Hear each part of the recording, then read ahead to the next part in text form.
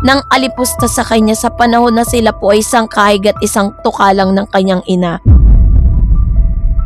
'Di ba pinatunayan niya dito na kaya niya talagang kaya niyang maging successful.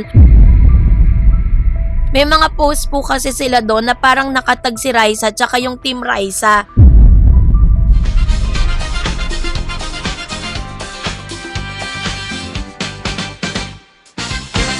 Mami Risa and Raisa May Dizon, bakit nga ba tila naging emosyonal sa ilan sa mga kaganapan sa kanilang instant bakasyon? So yun ang ating pag-uusapan maya-maya lang. But before that, if you haven't subscribed yet to my YouTube channel, please don't forget to like, share, and subscribe at hit mo na rin ang notification bell for more showbiz updates. So, ito na, let's talk about this one.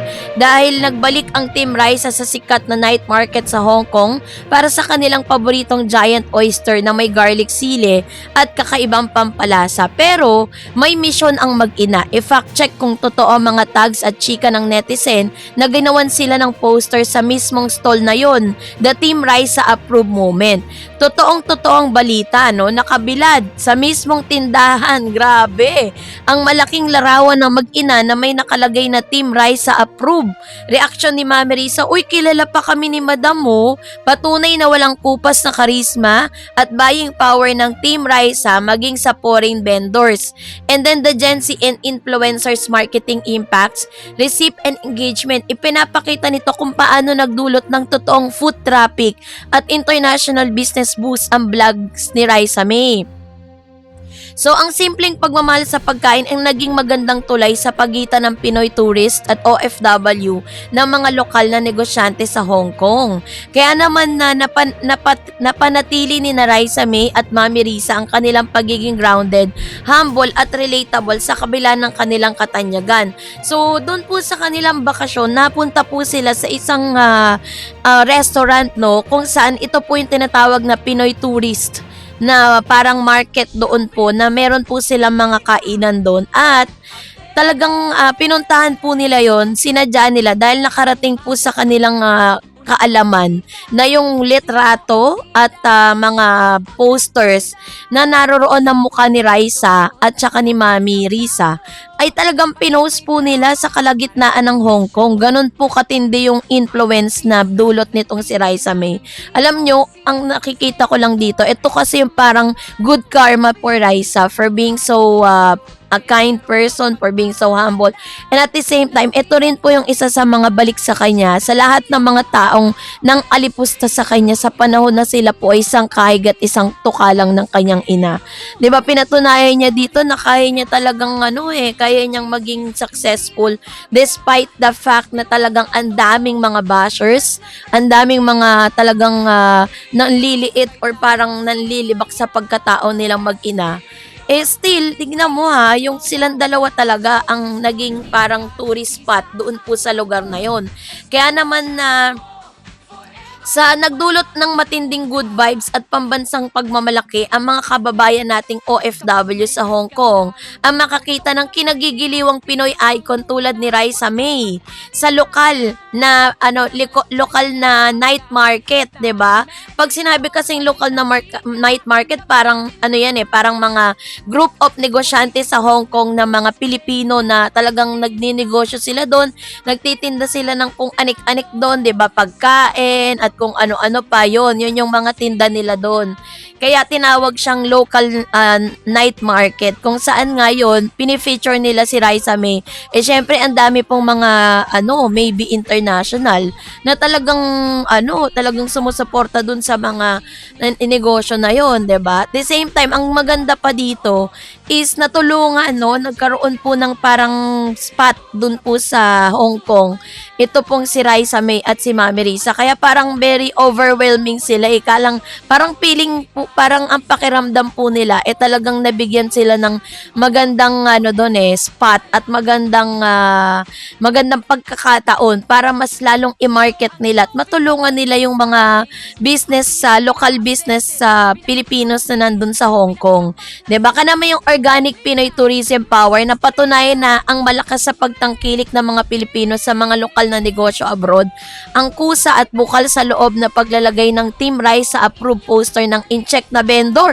Aba, incheck pa pala yung naglagay, ano? Si Madam ay tanda ng pasasalamat sa mga Pinoy tourist na dinumog ang kanyang stall. Grounded at wholesome image sa kabila ng katanyagan, nananatiling humble, palakaibigan at walang kaarte-arte si Raisa May at si Mami Risa habang nakikihalubilo at nag-i-enjoy sa simpleng street food, no? Street food hopping, authentic creator engagement, agpampunta mismo ng Team Raisa para i-fact check at bisitahin ng poster batay sa tags ng kanilang fans ay nagpapakita ng kanilang matibay at tapat na pagmamahal sa kanilang followers.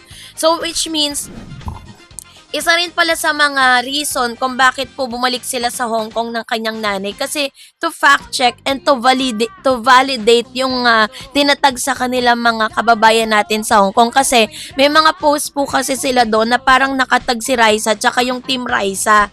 No, para dahil sa out of curiosity, ang ginawa po ng mag-ina, pumunta sila ng Hong Kong to check at nakita nila by their own eyes sa talagang nandun nga yung kanilang poster at nandun din yung Team Raisa approved. Grabe, nakarating na talaga sa Hong Kong ang Team Raisa. Grabe yung ano no, kung tutuusin, kung titignan po ninyo yung history ni Raisa May from day 1 up to the present, makikita mo talaga na grabe yung mga blessing na dumating sa buhay niya.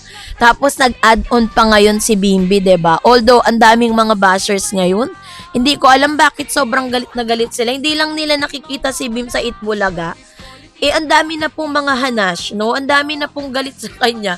Parang sinasabi agad, gumagawa agad ng mga kwento na ginamit lang daw si Raisa, 'di ba? Katulad po ng mga vlogs po na inilabas. Hindi po kailangan ni Bimbi na manggamit ng ibang tao para makilala siya. Because the Aquino itself is a legacy. 'Di ba? Yung kanya pong background ng pamilya niya, legacy na yan, kilala na yan sa buong mundo, hindi lang sa Pilipinas. Dahil nakatatak na yan sa history ng Pilipinas at talagang kinikilala po sila, 'di ba? Kaya naman di po nila kailangan manggamit ng ibang tao. At the same time, is may pangalan din yung kanyang mga magulang. Hindi katulad si Raisa naman, nagsimula siya, she started from the scratch, no? At talagang self-made talaga siya. Kumbaga, ginamit talaga niya yung kanyang talent, ginamit niya yung kanyang pure heart, at ginamit niya yung kanyang pagiging witty. Alam niyo si Raisa May hindi man pa siya nakakapag-college pero kitang-kita mo talaga na matalinong bata si Raisa. Bata pa lang siya, kaya niya na pong makipagsabayan at makipagbardagulan sa mga komedyante sa Itbulaga. Alam ko pong napanood nyo na yan. Napanood yung mga clips kasi ngayon nagba-viral po lahat ng mga clips ni Raisa Kahit nga ang Itbulaga, binabalik po yung mga dati niyang videos. Kung saan bata pa siya, talagang nagpapatawa na siya. At nakakatawa na talaga siya. Diba? Yun po yung ilan sa mga makikita natin. Kaya, congratulations to Team Raisa, no? Dahil sila po pala yung isa sa mga center of attractions ng mga Pinoy doon sa Hong Kong at isa rin sa mga valid reason kung bakit napalipad sila papunta ng Hong Kong dahil po para i-verify at i-fact check, no, yung mga kaganapang ito. So, kaya naman, asahan po natin na marami pa pong videos, behind the scene videos and photos sa ilalabas si Raisa at ang kanyang ina na si Mami Risa. So, kayo po, anong niyang saloobin patungkol dito? Deserve ba ni Raisa ang lahat ng blessing na ito? Mag-comment kayo sa comment section with the hashtag Raisa Deserve.